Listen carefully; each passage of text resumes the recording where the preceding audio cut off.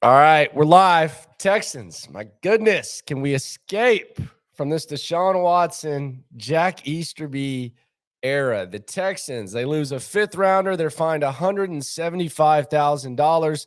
Here's the statement from the National Football League. The Houston Texans will forfeit their original fifth round selection in the 2023 NFL draft and have been fined $175,000 for a salary cap reported violation the NFL announced. The salary cap requirements in the CBA, clubs must report any player compensation or benefit. Following a review, the NFL determined that the club provided then Texans quarterback Deshaun Watson with undisclosed compensation in the form of a membership at an alternative athletic facility in 2020. What does it all mean? Is it a big deal? What else is going on? And an excuse for me to just revisit the Easterby lies because I've got some time tonight, and quite honestly, there's a lot. There's always a good reason to get into that. It is the locker room, number one source for Texans daily digital content. Going to bring in Brandon Scott in a second, but I'm just going to give my initial thoughts on this. I don't think it's uncommon for teams to do this type of stuff for their players. They often flip the bill. However, usually those organizations don't have Jack Easterby overseeing the operations, and most importantly, they don't have a player who got investigated in detail for having the amount of sexual allegations against him that Deshaun had. So it's just kind of those consequences. Fifth round pick, not a big deal. Still plenty of draft compensation. But look, Deshaun didn't want this. The Texans didn't want this. I think they both want to be done with bringing up stuff that happened or didn't happen or allegedly happened in 2020. So it's a gift that keeps on giving. Parting gift maybe from Jack Easterby and Deshaun Watson. So that's what we got. Brandon Scott, sportsradio610.com, joins the show. Brandon Scott, your thoughts on the final parting gift from good old POS, person of service, Jack Easterby and Deshaun Watson? Man, I just thought about all the people that would make it seem like too much was being made of the Jack Easterby impact. You know, I monitor the text line. I read the comments. That's part of my job, you know, running things over at sportsradio610.com and the social media and all of that. Like, I got to be plugged in the responses and the feedback that we're getting. And I remember hearing a lot of man, you guys talk about Easterby too much and you guys are upset. You specifically or someone, I feel like you and Seth have been guys that have been classified as being too obsessed with Jack I also Easterby. think I had a hand in him getting fired. You say you think you do? I think I did. I think that maybe you, along with others, I think there are a few that might have had a hand in it, and we know a lot of the background with all of that. But the thing that I thought about was how this is a tangible example, and we have plenty of them. You've laid them out on the show, on the YouTube channel. The fact that he was in charge of salary cap and all the different things that he was in charge of in 2020. But here's a tangible example of somebody being in over their head and not really knowing how to handle the thing. And like Jack Easterby is in charge of both the salary cap mismanagement in this case, because that's what he was doing there at the time, and in charge of this whole arrangement for Deshaun, which you mentioned is common, but of course you can't discount all of these other things that are associated with what was going on there and all of the COVID stuff on top of it. Like it's just a bad look on top of the fact that there's incompetence involved, and it highlights that incompetence to me. Like that is the takeaway, that here we are with all this time later when we like to forget about it and nobody wants to talk about any of this anymore. Everybody's gone that's involved with this, right? Jack Easterby, Bill O'Brien, Deshaun Watson, they're all gone. But here is, all this time later, another tangible example of how things were just poorly run at the time. Yeah. And I mean, I don't think this is, I don't think it's anything. I know I haven't even really seen people make a big deal about it. No. I didn't think it was a big deal. I heard it was coming down, I want to say 20 minutes before it happened. And I was kind of interested to hear like what the reaction was going to be. It was just kind of like, okay, thanks a lot for that. I think we're kind of, I'm so with Easterby for me, like I'm going to go through the Easterby lies today just because I got time and I think they're amusing. Um, and but for me, like I blocked him on Twitter. He disgusts me so much as a human being and and even just as much so as a football guy that I'm just kind of like there'll be like a brief mention, but I'm just glad he's no longer here. And the Deshaun thing, I want Deshaun to go on with his life. I want the Texans to go on with their lives. So I think it's going to be fun getting to play him again next year. I hope it's the season opener. But, when I heard this, it was just like, okay, it's really not that big of a deal. But again, when you have a player getting investigated in the manner in which Deshaun was getting investigated, then this kind of comes with the territory. By the way, subscribe, like. It is the Locker Room, #1 source for daily Texans digital content. Landry Locker, you can hear me Monday through Friday, 10 to 2 Central, Sports Radio 610, and the Odyssey app. Special treat on Saturday. I told the people that there was going to be a special treat on Saturday. I'll announce it later, but let's just say we're going to have a goat with us on Saturday. Okay. A goat. That's a tease. Friend of the show. I'm going to have a goat, just a little chop up with the goat, an opportunity for you to mingle with the goat, you, the people. You, the listener, you're going to get to mingle with the goat, spend a little bit of your afternoon with the goat on Saturday. But another thing I thought about with this was like, you mentioned how you feel like maybe you got him fired, and I talked about how maybe it was a collection of folks that could have got him fired. I did think about like, the question of the timing of his dismissal last year. Like how much of a smoking gun would this have been? Like, okay, is enough finally? Like, okay, this nonsense is going to cost us a 5th round pick. We got the league meddling and stuff that we don't even feel like is worth talking about or worth looking into. And another thing I thought about, and you can speak to this, Landry, thought about Chris Olsen. The cap guy. As they suffer this salary cap violation, as it's characterized, right?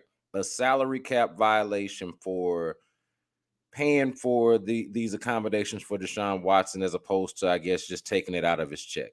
It looks like an accounting error, but would have been nice to have had in a time like that when you're trying to arrange stuff like that.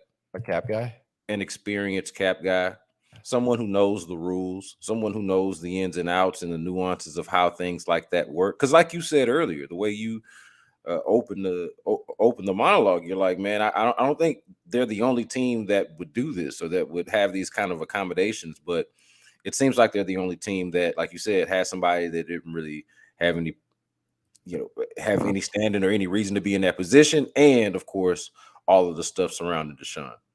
Cebu asks, what do y'all think about the story that Lovey got Jack fired because he was meddling too much? True. We mentioned on the show that Jack was meddling in practice, and that was kind of one of the breaking points. I'd heard that. We actually mentioned it on the show, didn't like showcase it.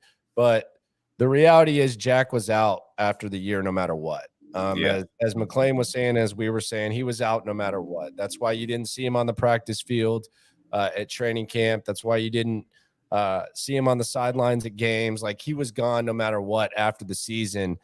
There was some meddling in practice. I think Lance said it like it was all Brandon Cooks. I don't know if it was even Brandon Cooks as much as it was just him going out there and trying to say that they needed to change their practice schedule. So he was already on his way out. Like, it's not like, Lovey said that and then he went out, but he was on his way out. And I think the McNairs just started hearing some stuff about Jack and some of his lies.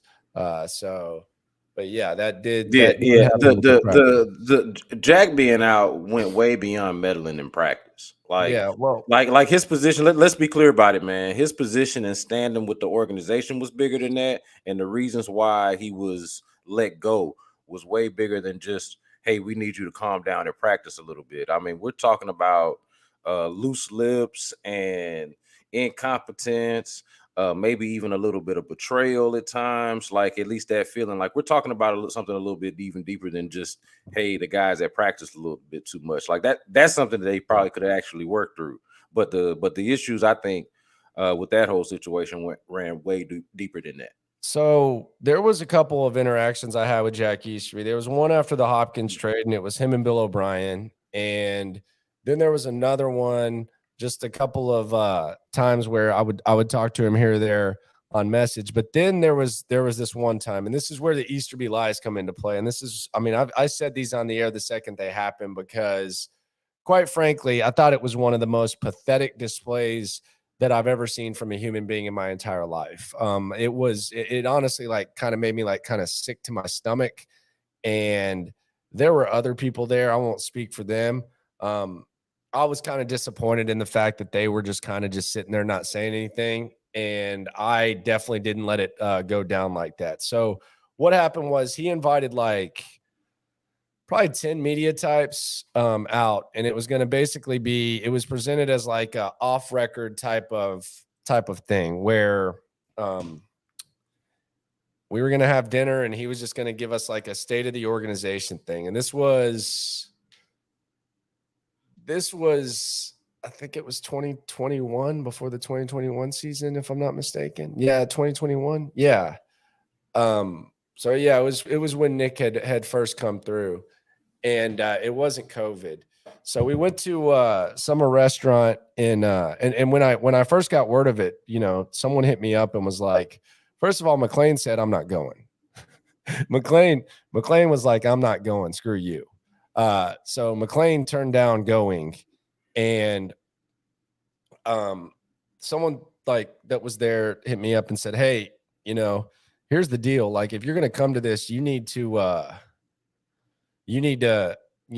say what you would say on the air. And I was like, okay, like, what else would I do? Like, just sit there and act like everything's cool, because everyone knows that we're kind of the show that's kind of crapped on Easterby the most, and rightfully so. It had as much to do, like, he sucked at his job. So we go to this thing, and I go to the front, and I'm a little bit late because you know how, like, when you go to those parking places and they have the app now where you like have to like register to like get a parking spot and stuff out there in Rice Village. I forget what the restaurant's called. It's one of the Italian places. Like, it's kind of catty corner to Steak Shack and all that crap, whatever the hell it's called. Yeah, I'm at that Steak Shack a lot. But I don't know. Or Shake Shack. Yeah. So I get there and they go, all right, you're in the back. So you go to the back, there's like a private room, you go back, and it's almost like a Godfather type of scene. It's really weird. Like, there's like a Godfather type of scene, and you go in, there's like, you're basically in like the wine cellar and stuff. And you go in there, there's people to my left, people to my right. And the only seat open is I'm at the end of the table and Easterby's on the other end of the table.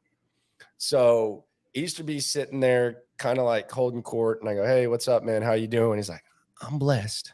Never been better.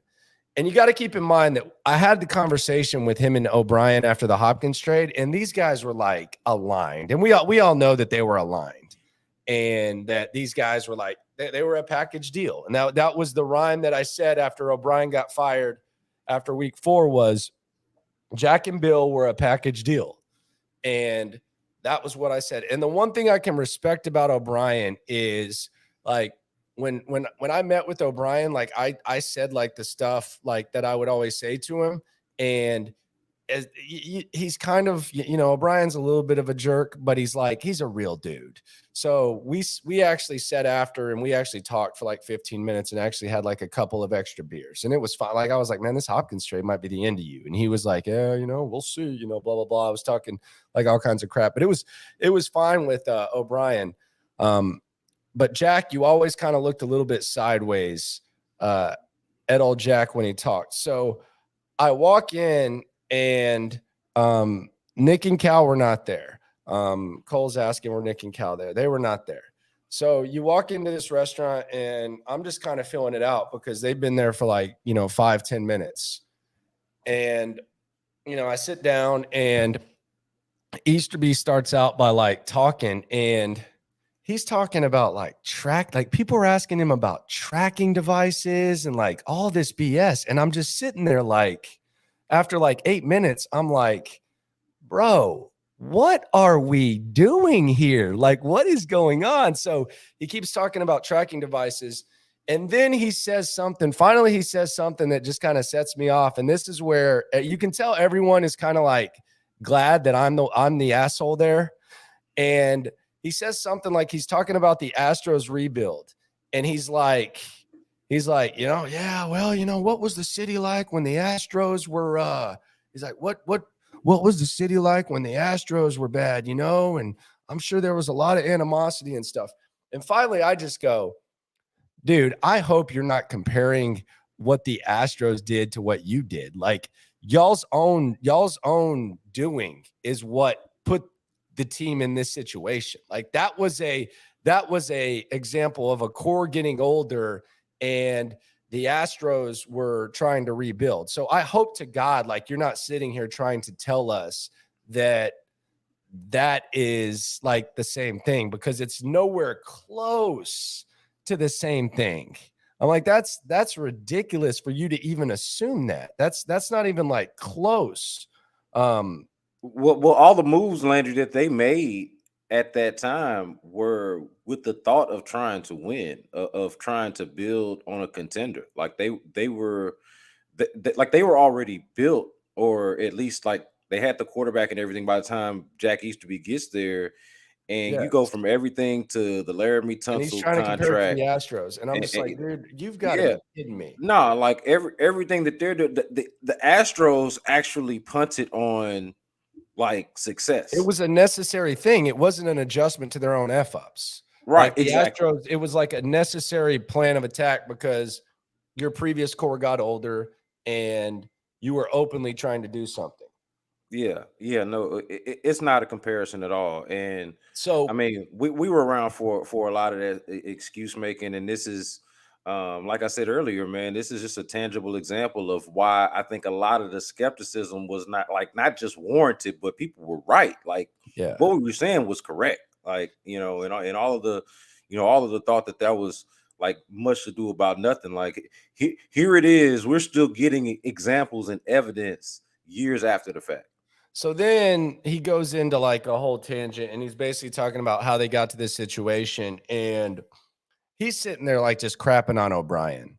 Like it's like next level. Like it's almost like he forgot he had spoken to me about like how on the same page they were, because he was justifying the DeAndre Hopkins trade. He was talking about sending out stats. He was talking about DeAndre Hopkins didn't work hard. He was talking about how great he thought Ross Blacklock was and all this type of stuff. And that was when I really realized, man, this guy really is a POS, person of service, and whatever you want it to stand for, because him and O'Brien were aligned. And now all of a sudden he's sitting there and he's blaming O'Brien for everything. And not only was he blaming O'Brien for everything, he was blaming Cal for everything. And I thought this was crazy, because I'm sitting there and I'm like, so this guy's telling 12 people basically that Bill O'Brien's an idiot and Cal McNair's an idiot. Like he tried to say with a straight face that Cal McNair just decided randomly that he wanted to fire Brian Gaine, and Easterby was all of a sudden going to be the GM. And I was like, dude, who believes that? I was at the table and I was like, dude, no one believes that. You're telling me that Cal McNair just decided he wanted to fire Brian Gaine a couple months after you came in? I was like, that's ridiculous, dude. He's like, well, that's what happened. And then he started talking about how Bill O'Brien had never nobody could work with Bill O'Brien, and Bill O'Brien was a pain, and they had to get him out of the building and all this type of stuff. And I was like, that part might have been true. Yeah, but come on, but he was. But I they think were aligned. Yeah. Oh no, there is not even a question about that. They were aligned. We know that. I mean, one of those meetings that you're talking about was a meeting with the both of them, like to explain the DeAndre Hopkins trade and to try to clear the air, like on behalf of both of them, and with them kind of presenting like this united front. I don't know if I wouldn't call it like a good cop, bad cop kind of thing, but like Bill O'Brien, like you said, was kind of more of the real dude, and Jack's over there, the guy's like drinking club soda, and it's kind of like more so all shucks and everything, but yeah, man, yeah, it's no question. But you just hit on it though. somebody talking about asking you like, hey, was it too much him at practice or anything? Nah, man, since you said it there, like when I talk about backstabbing and loose lips, I mean the part about Cal and all of that, I mean that's what it is. That I feel like that's what it all came down to, what ultimately ended up getting him up out of here. And we're marking all your comments for the draft. We'll get into the draft and stuff. I just thought this was just a funny thing. So then he started talking about basically how, Cal decided to fire Gain and Cal made this mistake and O'Brien made this mistake. And then he told a real weird story about why he left New England. And he said with a straight face, I swear to God I got a daughter coming in August. I swear to God on her life. And that Jack Easterby said that the reason that he left New England is because Robert Kraft wanted him to clone Bill Belichick. He said that Robert Kraft told him he wanted to clone Bill Belichick, and he just couldn't do that to Bill. That is what he said with a straight face. And everyone just kind of like, looked at him a little bit strange, and he started saying that. And then this is where it got even weirder. And I'd heard stories about this, him doing this, and I actually witnessing it in person was really, really strange. So he starts talking about like the diversity of the all right, I'm not supposed to swear on my daughter's life. I'm sorry. I was just trying to do, my girl just told me I don't need to do that. I was just trying to say that it was true, but I swear to God. Okay. It was more for effect. It was more just letting you know I'm being 100% serious about this, but my bad. I apologize. That might've been a little bit dramatic, but this is where it got real weird. So he started talking about like how diverse the coaching staff was and how diverse their hires were and stuff. And he said, and I think some of y'all should do segments or stories about like the diversity of the staff. Like he was literally trying to check boxes, and he whips out a big like a stack of papers, and he goes, here's some numbers and here's some stats for y'all's story or whatever like that. And I'm sitting there like, what the hell? And he hands the notes to like a couple of the writers that were there, and everyone's just kind of like looking like, what's going on? And I'd heard that, and I think McClain said, and he said it on the air, he one time handed him like quotes about him from people for McClain to use in a story, but he starts trying to like hand out these notes. And then he goes into like a whole story about, and this is where he got real embarrassing. He talks about how, and he's like, I kid you not, during the 2020 season, when we lost to the Green Bay Packers, he's like setting it up. You can tell this was like his story. This is like the ultimate it all matters story. He's like, there were 4 guys on our team. 4 guys. He just kept saying 4 guys. And I'm not kidding. They didn't have the right game pants on.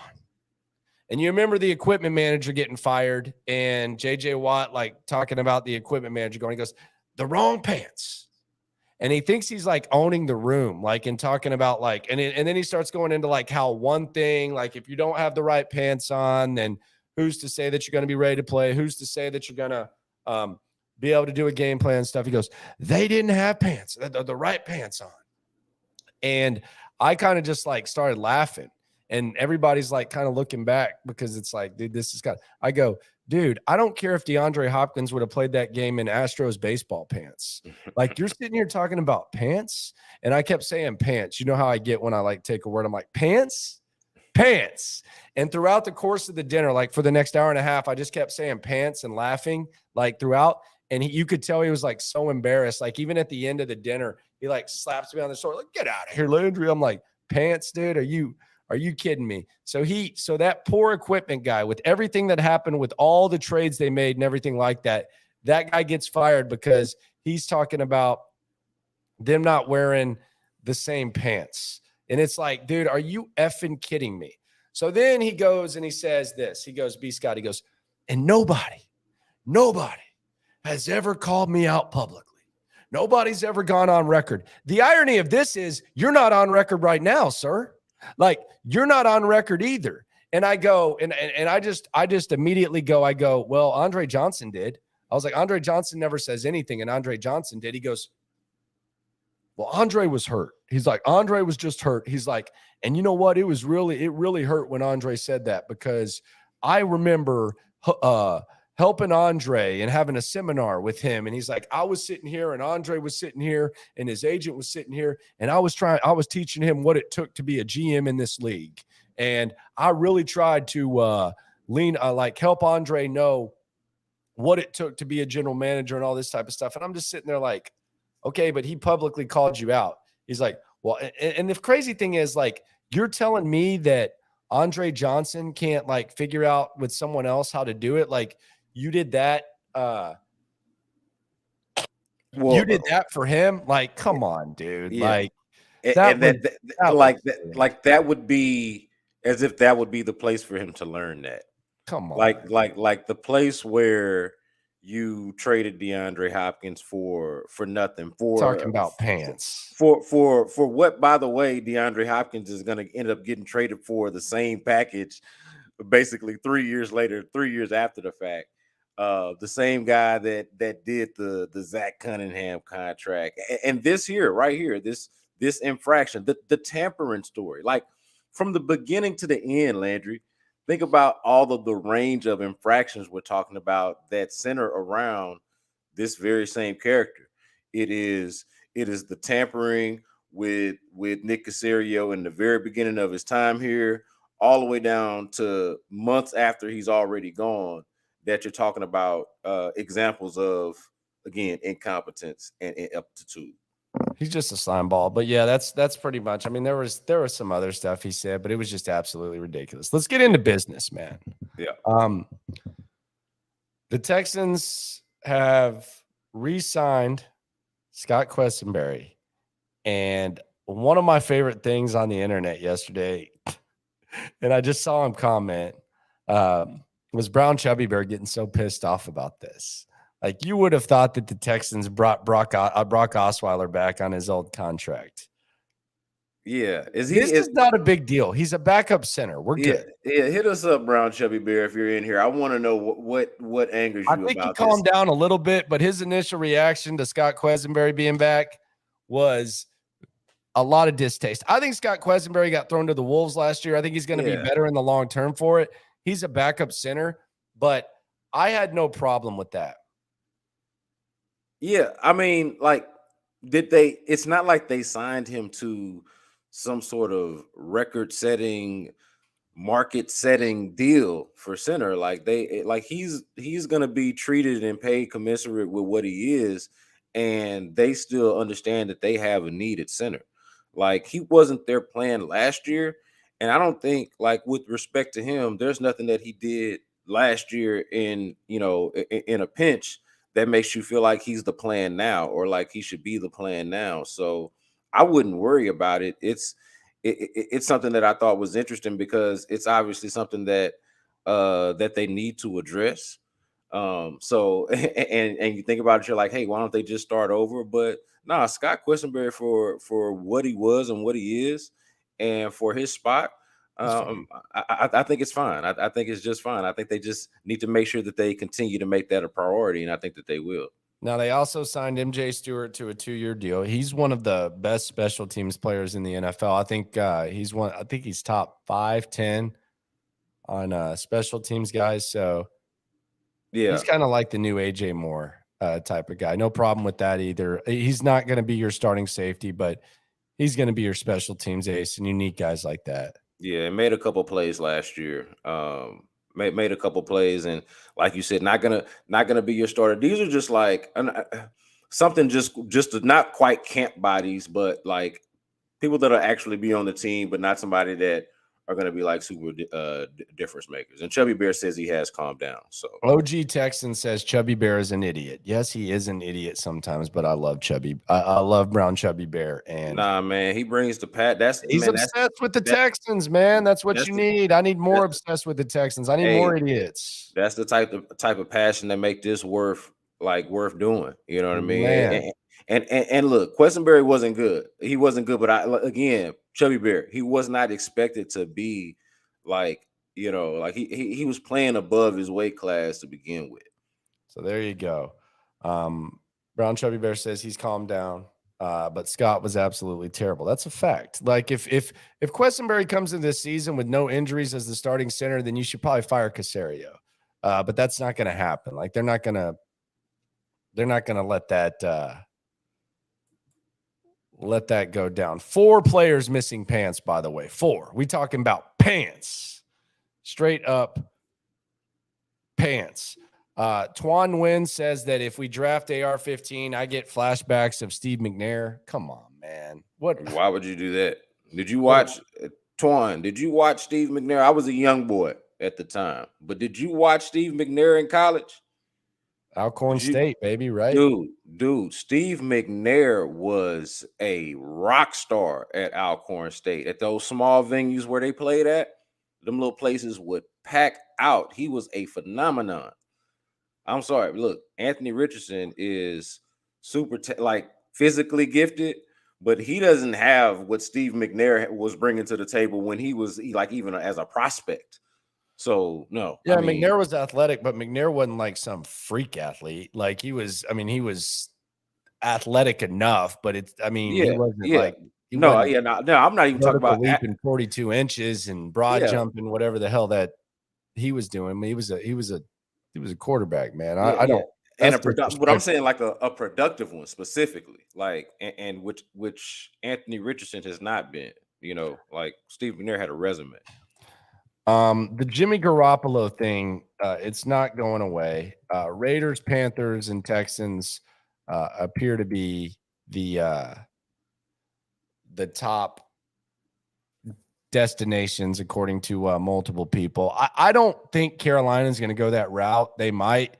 It's hard for me to imagine. Now, there might not be better options, but why would Frank Reich want to get back in the veteran quarterback business? I just don't think that would make sense. The Raiders, that would probably be the prime destination for Jimmy Garoppolo, but I also think there's a chance that Jimmy Garoppolo just runs out of options and he doesn't have a lot to pick from. Like, could Jimmy Garoppolo actually end up being a backup? Like, how far away are we from Jimmy Garoppolo being Andy Dalton or Tyrod Taylor? Yeah. Or I don't know. Name another backup quarterback. Sam Bradford. Like Jacoby Brissett. Not Sam Bradford. Jacoby Carolina Brissett. Carolina dude. Sam Darnold. Sam Darnold, excuse me. We're not too far from that. So on the show today, on In the Loop today, 10 to 2, Monday through Friday, Sports Radio 610, Odyssey app. Central, bro. You gotta say Central here. This is worldwide, Holmes. Central time, baby.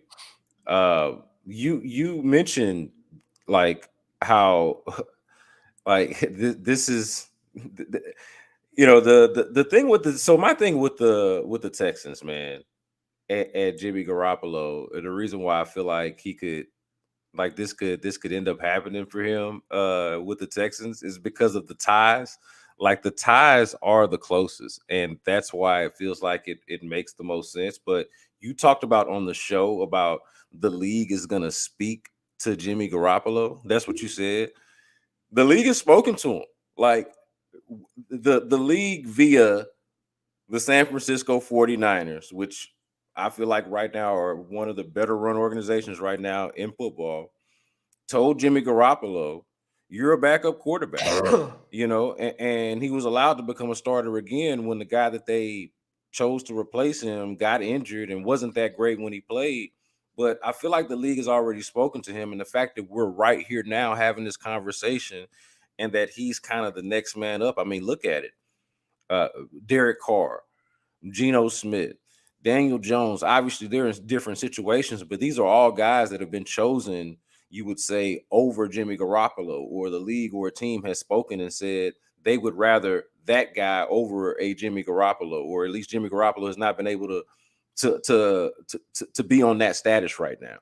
So yeah, man, I feel like the league is speaking to him, and right now, yeah, he looks like a backup quarterback. The Texans feel like the best option for him because of the ties and because they could make him a starter and bring a rookie along kind of slowly. Yeah, I could see that.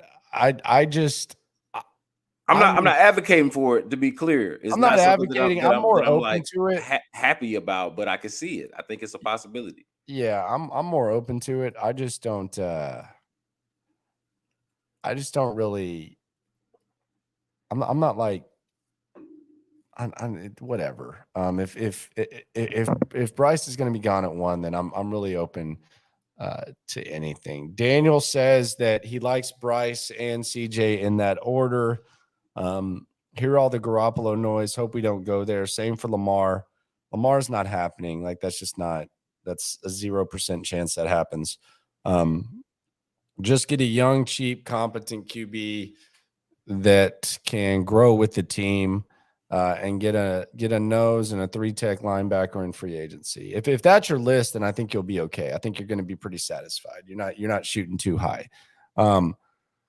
Travis B says, got to ask what Caserio is doing with Questenberry. Why are we giving that guy $2 million to come back? He was absolutely awful. Again, he's a backup. He got some experience last year that, he may not have been prepared for. I think it's a lot like Roy Lopez, although, Roy Lopez, he's not a starter. Like if Roy Lopez is not your starting nose guard, I actually think he's better fat. I don't think he's as good of a player. I would like to see him eat this offseason and go back to kind of like what he was. Yeah, and Travis, that's what a backup would call a veteran backup. I mean, he's been in the league a few years now. He's a veteran, a backup, but somebody that started for you last year, a couple of $1 million. That's about what a guy like that costs. It's not that big of a deal. Daniel says Stetson Bennett's a national champion, will probably go undervalued. I don't get that. I guess on Monday, Spillane and Lopez on In the Loop were talking about Stetson Bennett. I just can't really understand. Do you think is that boredom or is that real? What's going on with that? I think it's just the fact that he's won national champions and we're giving him too much credit for it. Yeah, I mean, I think we're overreacting to it. Yeah, I mean, you wanted that's what you want. Like, think about this. DeMeco Ryans himself said at the combine that that you want to build your offense around the quarterback. He said that himself. Even in an offense that's quarterback friendly like theirs, he said that you want to build the offense around the quarterback. What offense are you building around Stetson Bennett, man? Come on. Jack Easterby's being crazy, man. Jack Easterby says Stetson Bennett reminds him of Steve Young. TOS Skills says I should join the Texans Thoughts Discord, brother. What does that mean? I don't have any clue what that means. Is Discord a platform? I don't know. Just let me know. I don't know. Let me know what like that is. Streaming thing? I'm not opposed to any of that. Just let me know what the deal is. Thoughts on Tremaine Edmonds? I brought that up. They're talking about Buffalo, 6'5", 250. 24 years old. 24 years old. 66 tackles last year. A sack. Had before. Actually had 102 tackles. That's 66 solo. So he's had over 100 tackles in all 5 of his games. I would be very much in favor of that because I think DeMeco Ryans, if he can get his hands on someone, he can get the most of them. The Reeves Maben cut was sign one. That DeMeco probably isn't pleased with the linebacker play they had, but I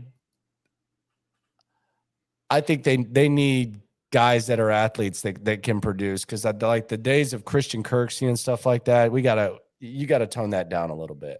Yeah. You're in a different stage of the rebuild. You're in a different stage of the franchise from that being the type of free agent signing that you got, and then just the simple fact that you made DeMeco Ryans your head coach, right? A linebacker himself, a linebacker's coach, and honestly, just on Tremaine Edmonds, that's about as close to Fred Warner as you're gonna find like available on the market or even otherwise, probably. Like if you're trying to mold a young linebacker into something like that, a young middle linebacker into something like that, that to me would be the best candidate to do it with. So I would be really interested in that. Like, people talk about Christian Harris. That's that's a weak side linebacker. It's a different type of linebacker. You put them together though, I like them as sort of as a combination, and just the idea of what D'Amico Ryans could do with them. So I'm like super interested in that. Blue Boy 5'9" says Stroud is his clear number one. The only thing Bryce has over him is probably vision. Fair. I mean, but is that not important? It's pretty important. Vision as a quarterback. C Royal TV, Landry, do you remember when me and V was going to meet up and fight and called in the loop to talk about Watson? Oh yeah, I remember that. Y'all were being Wait, what? The way y'all were talking, man, the way these two guys were talking to each other about that Watson thing was just physically fight? Man, these dudes were going so hard at each other. I think we read the argument on air because we were talking about how I think that the payoff, if I'm not mistaken, was people are losing their mind when it comes to Deshaun Watson, and we just read their argument. I mean, they were talking about each other's marriages. They were talking about each other's looks. They were talking about each other's like families and stuff like that over the Watson thing. Yeah, I did not like seeing that, but I was somewhat entertained by it. Yeah, that's odd, man. Do y'all think CJ being represented by Mulligetta is no, I don't. At all. Nicholas, if we miss out on Bryce, if he really is the real deal, I can imagine AR-15 with that zone blocking scheme with power and speed.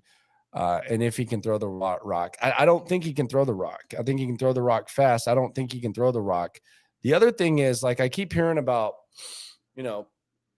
people talk about zone reads and RPOs like it's easy. Like that's one of the hardest things for a quarterback to do, especially with the NFL speed. Like it's not easy to execute an RPO, especially if you're not accurate, and especially if you don't have like the vision and the anticipation and all that. Like it's not easy. And the other thing is, like, you're talking about running with AR-15 a lot. Like he's got the most durability concerns of any of these quarterbacks. Like Will Levis played hurt. AR-15 had a knee surgery. He missed multiple games with a hamstring. He hurt his knee dancing. If you haven't heard me say that, dancing. He actually missed a game because he hurt himself dancing. So, I mean, like, if you think you're just going to like run all the time with him at the NFL level, I find that extremely hard to believe. Yeah, and just on the RPO thing, no team is just going to be straight up RPO. Like that's just going to be an element of the offense. You're still going to need them to do other stuff. And like the point that you've made a lot on Anthony Richardson is him not going back to school. Like I could see Josh Allen did. I could see a team being interested in like letting him do that year of school basically with them, like a tryout year, kind of teach them the ropes and see what they got. But that's not what you do like with number 2 overall. Like he's going to get drafted and somebody's going to have like what feels like a lottery ticket, but you obviously have what feel like way closer to a sure thing right there with Bryce and CJ Stroud. So pretty easy to me. That's a pretty easy evaluation, or at least should be. Isaac says Nick has to listen to D'Amico. I think they're going to listen to each other. Yeah. So I don't think that it's going to be like a either or type of thing. I talked about today, like the must get for me. I think Jackson Smith and Jigba's the guy. If he's there at 12, I think you have to get him. Yeah. I think he's going to be the best receiver in this draft. I think he's going to be an absolute stud. I think if you think he's going to be just a slot guy, first of all, I don't think just a slot, if you're elite in the slot, is something to kind of yawn at. If you can get an elite slot guy with that much talent, it's good. But I also don't think he's just a slot guy. I heard John Harris talking today. John Harris is really high on him. He says he doesn't think he's just a slot guy. That's my guy. It's been my guy all season. You talk to anyone who played with him at Ohio State. You listen to what Garrett Wilson has to say about him. You listen to what anyone who covered him at Ohio State says. Like, that's the dude. Like, that is the guy that I don't know that he's going to be there, because I think if the Chicago Bears trade back, and let's say they trade back with Carolina, I think they're going to take him there. I think they're going to take him, and he's going to be someone that they're going to give Justin Fields because Justin Fields said that was his favorite guy in the draft too. And I know they played together for a year. That's my dude right there, Jackson Smith, all day. Yeah, man, he's a dude that makes quarterbacks better. Like the way I look at it is, if you're someone that uses the weapons that Ohio State had and that Alabama had against a guy like CJ Stroud, against a guy like Bryce Young, you say, oh man, they had all of these weapons, man. Everybody's butt naked wide open, man. Like, why?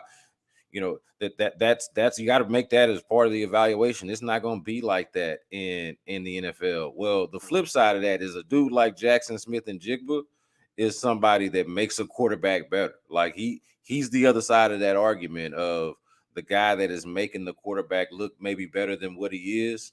So you give me Jackson Smith and Jigba, I'd like for you to still take a quarterback, obviously, at number 2. But whoever the quarterback is, they're going to look a lot better if they throw into him. So somebody in here in the chat mentioned that he's the best route runner. I agree with that. I think most of the tape people would agree with that.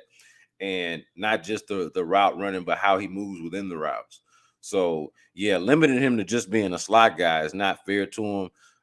It really more so speaks to the talent around him and who else he was playing with. But once you get him on a team like the Texans, especially this team, if it looks like it looks right now, you can do whatever you want with Jackson Smith and Jigba.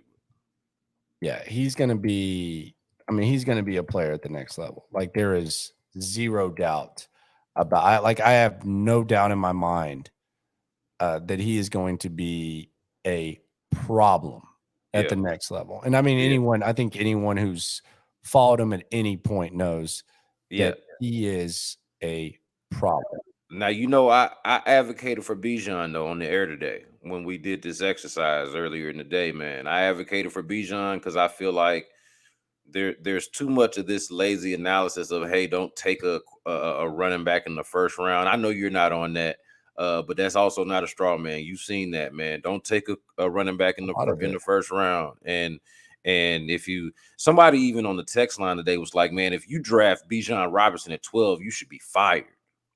I'm like, why would you fire somebody for drafting arguably the best offensive player in the draft? You know, let's look at these.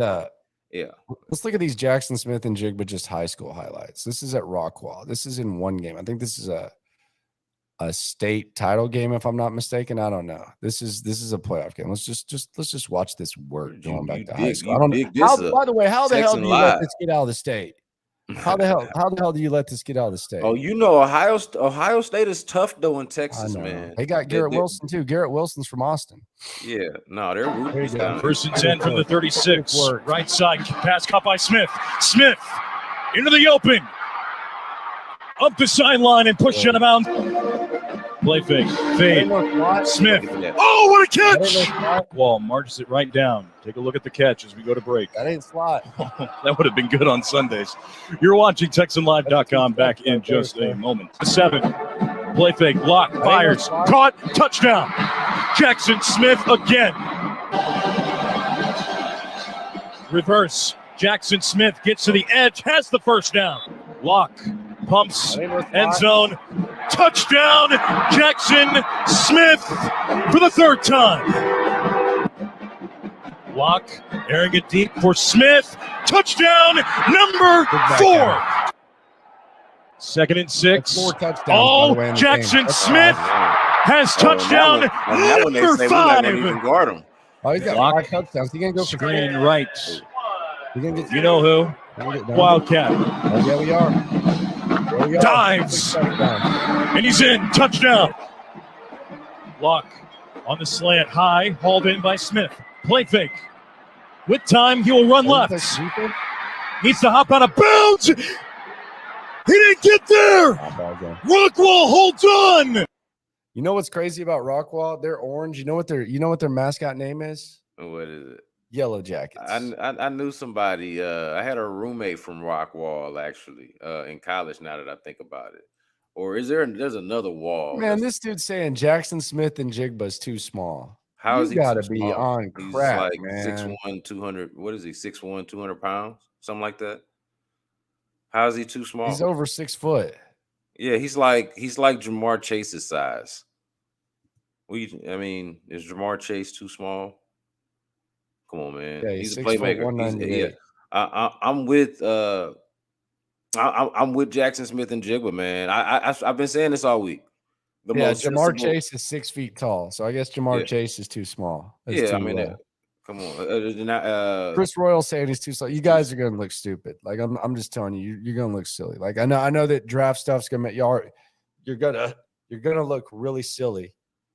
With yeah. that. I mean, if you're just judging on You're breakaway gonna speed, look goofy. Like if this is you're not. just if you're You're gonna just look judging goofy on with Jackson. breakaway speed, and like I know he didn't run the 40 at the combine, and he might do it at the pro day. I don't know, but like if you're just judging on breakaway speed, okay, then fine. But we're talking about football, like within routes, like. Yeah, Like there's more nuance to it than that, man. Ask anybody that's really watching this stuff, man. The guy is special. yeah, you're gonna be in trouble. Like there's some things like quarterbacks are gonna make fools out of all of us. But there's some things like if you're saying Jackson Smith and Jigba is too anything to not be in the NFL, he's just gonna make you look silly. Yeah. I like one of these. I like from one Gutierrez asking like, what do we need to do to end up with Jackson Smith and Jigba and Bijan? Yeah, wouldn't that be hell? You trade back from 2, and then you get one of them at 9 or whatever, and then you get one of them at 12, and then you just have the weapons. You got the big 3, or trade up. Bijan falls. Bijan starts falling. Yeah, trade up from. I was gonna say trade up from 33. Or like if either one of them starts falling, if you could get one at 12 or trade back from 12, however it works out, but trade up from 33 and get them like that. That would be ideal. That would be. And could you imagine that if you were able to get your quarterback, Jackson? You asked me about a dream scenario the other day on the air. There it is right there. If you could get your quarterback, get either Jackson Smith and Jigba or Bijan or somewhere around 12, and then use 33 to trade up, 33 and something else to trade up to get the other guy. Whew. That's it. Yeah, that's the one. You got to get got to take advantage of that. Run it up. H-Town says Jordan Addison reminds me of Antonio Brown. He's better than Jackson Smith and Jigba. Jordan Addison's a full too. Yeah, he is good. He's very good. I'm what do he run? A 4.49, 4.5, something like that. Yeah, something like that. Blitnikoff winner, like proven. I mean, he helped Caleb Williams out a lot. And I also think like if we're talking about receivers, guy that I've been high on for a long time, like if Caleb Williams doesn't leave Oklahoma, then I think Marvin Mims is an All-American, and we're talking about Marvin Mims a lot more. Marvin Mims is I think he's gonna go second round. I think he's probably a second round guy. Harris has been talking about him as a second round guy for like months with me because I said I'd love to get him in the second. He said, yeah, you ain't getting him in no third. Marvin Mims is a fool with it. He was kind of in a tough spot at OU where they had Gabriel. They didn't really have the chemistry, and then Gabriel was in and out, so he wasn't really able to produce. But he's a good player, good young man, and he's gonna make someone happy too. Hey, I'm not on Quentin Johnston, man. I know a lot of people are sets on him. I'm not a Quentin Johnston guy. I am. I like Quentin Johnston. I like Jackson Smith and Jigba better.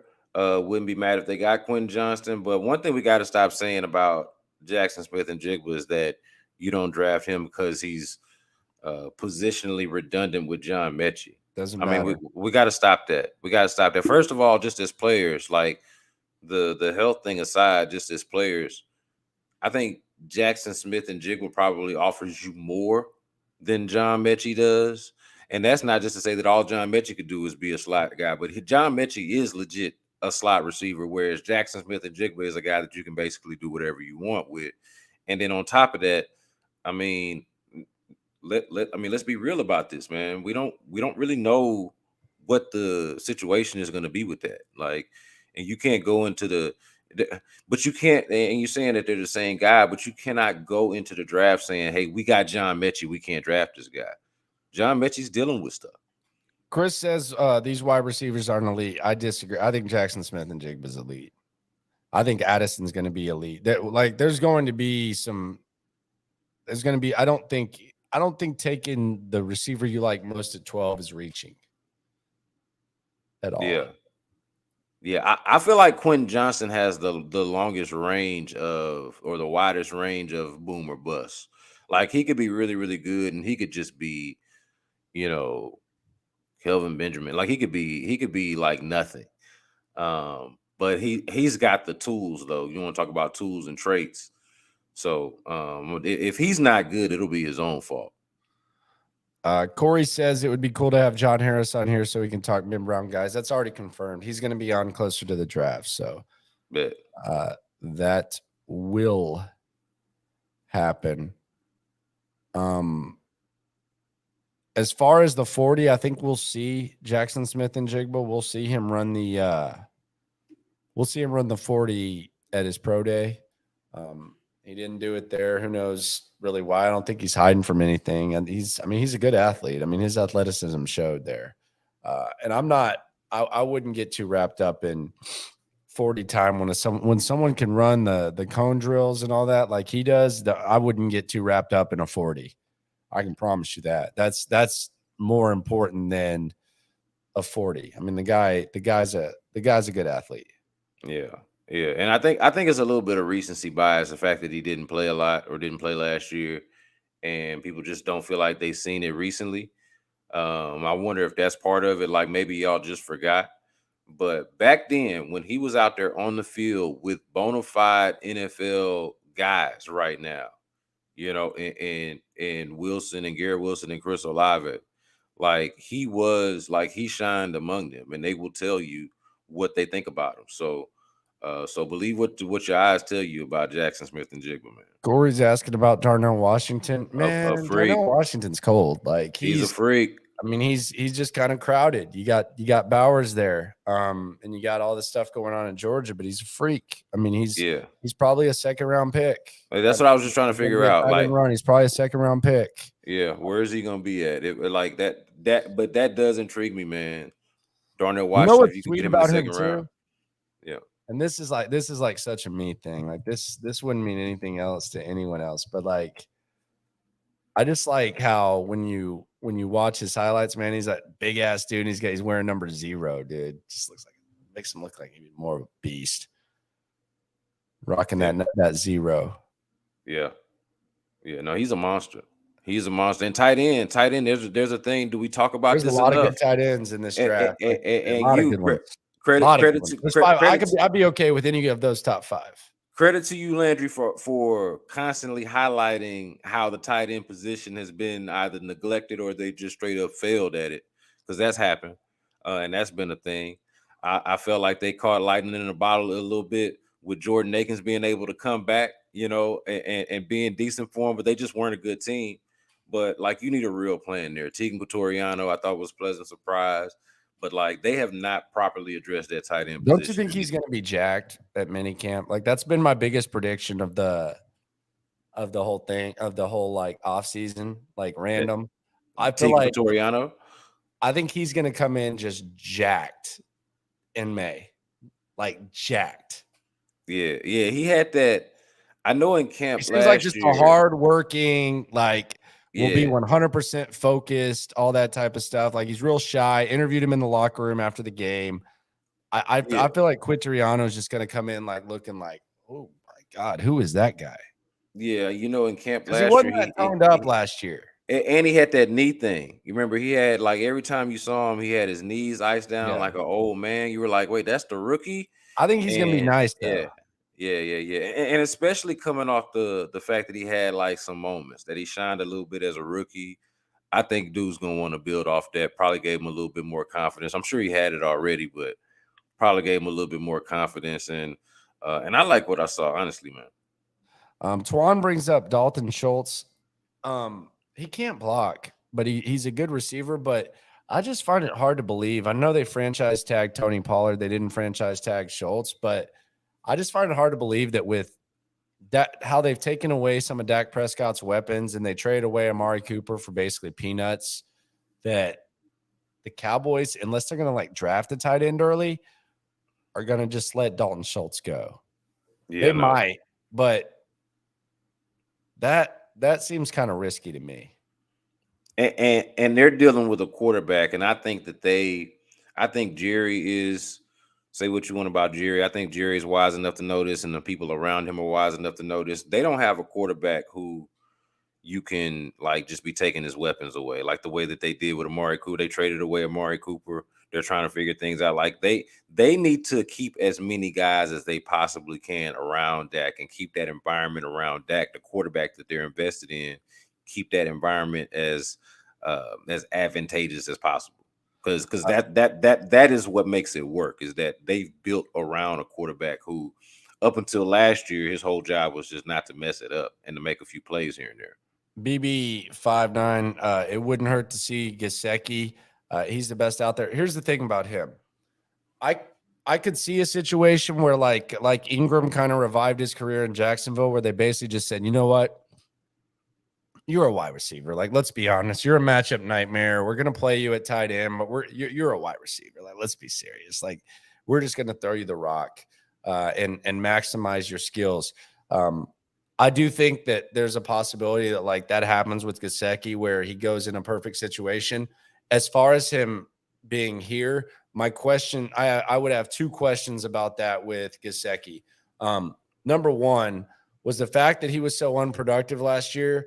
Was that because this scheme doesn't fit him? Because it's the same scheme, same offensive scheme in Miami that they run here. So was that part of the problem, or was it just a matter of them having Tyreek Hill, Jalen Waddle, and Cedric Wilson, who's actually a really good slot receiver? Hell, he couldn't even get balls there. So did it have to do, like, did his lack of production, like, what were the factors? Was it because he doesn't fit into this scheme, or was it just because they have so many effing options that he could never quite get it going? I think that's the question that you would have to have. But if you're telling me that you're going to have Quitoriano and then you can even still draft another tight end, and you're just going to use Gesicki as kind of like a de facto slot receiver like you saw with Ingram, because he has wide receiver skills. Like, he has wide receiver skills. He can make plays. That would be the question that I would have when it comes to that. Yeah. I mean, Gesicki's basically a glorified wide receiver. So, I mean, it's kind of weird that we have conversations like that, like call a guy tight end just because of what his size is. But he's really a wide receiver, because in no real context does he feel like a tight end. He doesn't really block. And in an offense like this, as a tight end, he serves no purpose. Like, you would use him as a wide receiver. And if you've got options, like you mentioned, if you've got Waddle and Hill, you don't really need him out wide. So, newsflash, the Texans don't have Waddle and Hill. They got Brandon Cooks and Nico Collins. It would be cool if they did, though. Yeah. And so you could find somewhere to put him, it feels like. But I also feel like that they're just looking for a different type of tight end. You know what I mean? One that can do both. And not to say that guy is always there. Maybe Gesicki does work in some sort of context, and they don't have sort of the ideal option, but you figure they would be making that a priority in the draft. Yeah, I would agree. B. Scott, deep tight end draft, so no reason not to do that. We'll be on the air tomorrow, 10 to 2, little Football Friday action. Final show before free agency. Can't wait, man. Good times, man. Good times. And it feels good to feel like your team is an actual factor in free agency. You know what it's been like, man, these last couple off seasons? I mean, 75 million dead cap last year. That wasn't fun shopping. Man, and they you didn't see even what have it stamps. And you see what it produced. Like, you just glad to get a dude like Steven Nelson, you know, because it's so rough out there in these streets, man. We'll see what they about, man, in this free agency. I'm excited about it, man. Let's get it. And I'm enjoying all of you arguing about AR-15 in the comments. Didn't really bring those to the forefront, but hey, they'll come up. They'll come up. We got plenty of time till the draft. We got free agency tomorrow. Me and B. Scott, you'll hear us tomorrow, 10 to 2, Sports Radio 610, 10 to 2 Central. Download the Odyssey app. Appreciate you as always, B. Scott. I'll talk to you mañana. Yes, sir. All right, there we go. Brandon Scott. Subscribe, like, all that. B. Scott, one of the hardest working dudes in town, holds it down, does his thing. Again, Texans fined $175K. Man, $175K. Let me hold $100K, Cal, please. Let me hold. Hell, just let me hold those hand-me-down boots, man. When you're throwing, next time you're going to throw away boots, just send them my way, sir, please. preferably those Texans boots. But shout out to everyone for coming through. I got to rest my voice, man. I've just been talking nonstop. Been fighting through this cold that I've had. And you know what? I'm just going to go rest. Go rest up. So I'll be ready tomorrow at 10. I appreciate everyone for coming through. Appreciate you for subscribing and liking. Get that algorithm up. Tomorrow on the show, we'll get into more of this stuff. Got some good stuff planned for you. Got some content coming out. And by the way, John Weeks, we'll eventually get Andre and JJ on, but John Weeks, my guy who once gave me his grill to give away, cooking grill to a loophole. Your chance. You can ask him anything you want. Just come through. It's going to be live, probably 4 or 5 o'clock on Saturday after I'm done with an appearance out there in spring. John Weeks going to join the show. One of the GOATs, longest tenured Texan of all time. Played with DeMeco Ryans as a teammate, and now he's playing for DeMeco Ryans. John Weeks going to join me live on Saturday, so come through. Say what's up to Weeks. He'll answer your question. We'll chop it up. We'll have a little humanized session with John Weeks. No matter what happens, though, whatever the Texans do, just remember when it comes to this Texans game, we are all in this together. Talk to you tomorrow.